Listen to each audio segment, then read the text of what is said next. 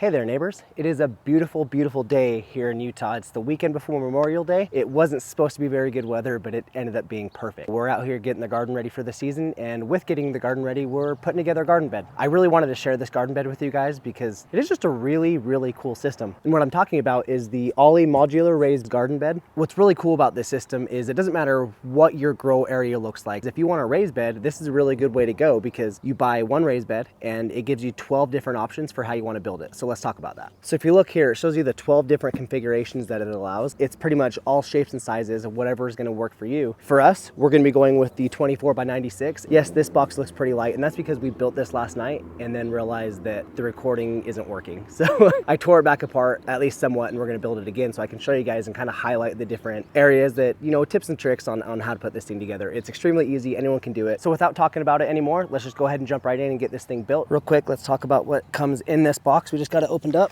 Hardware, just a bunch of nuts, bolts, washers. We've got the rubber guard that goes around the top so nobody gets cut by the metal. We have got all the corrugated metal pieces right here. We've got the corners and the straight pieces. They give you gloves probably so you don't get caught on the metal. And there also comes with a wrench. We're gonna be using a drill just to make this faster. The wrench is gonna come in handy for people that don't have the tools. You've got your instructions and it shows all 12 ways, the different configurations and where the different metal pieces need to go. All right, I'm gonna go get our drill, get going on this.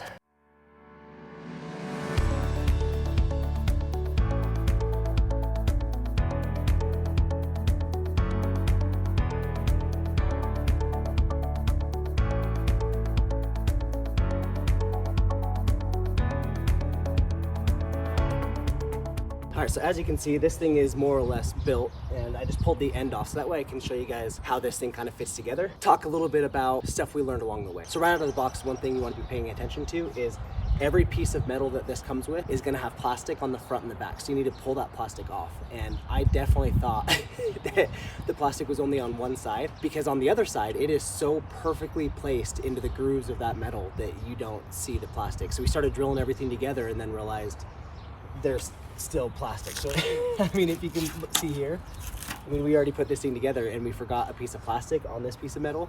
So we ended up having to pull it apart and do that.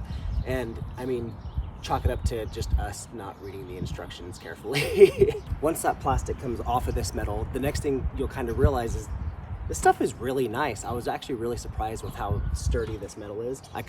The way I pictured it coming out of the box, just kind of flimsy and just like, you know when metal makes that sound when you shake it, sheet metal? This doesn't do that. So I hope we can catch that. Come on, dude, I'm trying to film a video. The metal is also covered with the zinc aluminum coating, and that's gonna help with making it more weather resistant and kind of just making the whole thing last longer. This whole design is just extremely sturdy. Every single connection has, 6 bolts holding it together.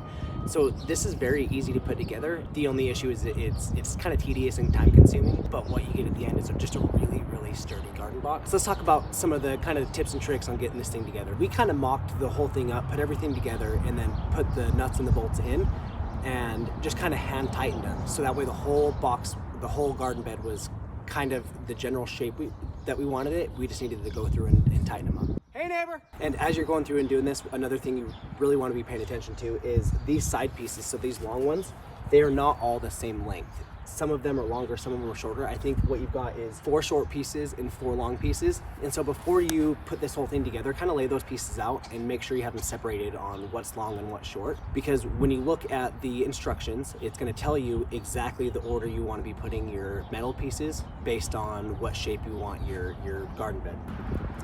So just like that, I've got them finger tight, not too tight there, just kind of to hold it in place.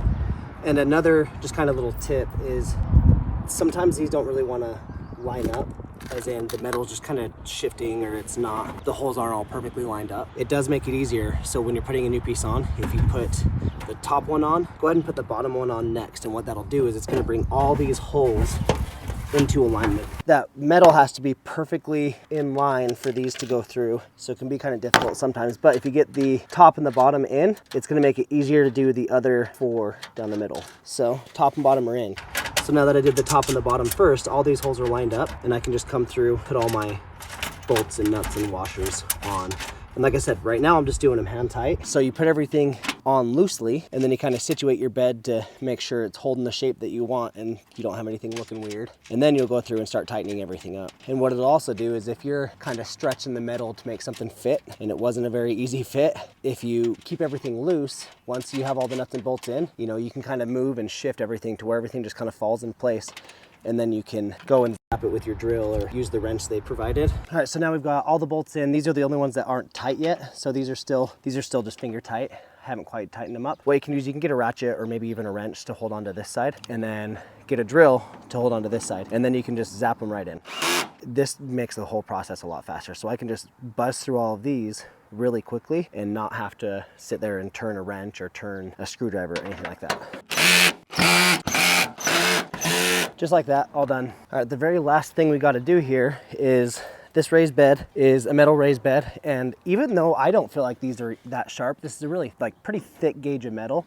And they also have it kind of doubled up here at the top. So I don't see the sharpness of the edge being an issue, but as far as just from like a look standpoint, this stuff is pretty awesome. So they give you this little rubber guard that goes around the entire top just to kind of protect from sharp edges. Because I mean, if you look here where they overlap, yeah, you do get a little bit of an edge there, but this takes the safety issue away from that. This is a pretty heavy duty rubber guard, and there's actually a little metal piece in here. So there's a little metal piece that kind of clamps on to the raised bed and just keeps it really secure and really nice. Sit tight real quick, I'm gonna get this on. The model I have right here, this is the 17-inch model, so this is 17 inches tall. And with the raised bed, that gives you enough room to really grow anything you want. There's not a whole lot of things that are gonna be growing deeper than 17 inches. In fact, when I put soil in this, I'm not really even gonna be putting soil in the very bottom layer of that. And if you have no idea what I mean, just subscribe to the channel and I will be posting a video soon on how I get this thing filled up for dirt cheap. This is also the ivory, and I really like the ivory color because it's not like too much, you know, in your face. It's just kind of a nice subtle color. This is gonna be going in the front of our house, and that's why we use the 8 foot by 2 foot option for this, is because we're gonna be putting this along a railing.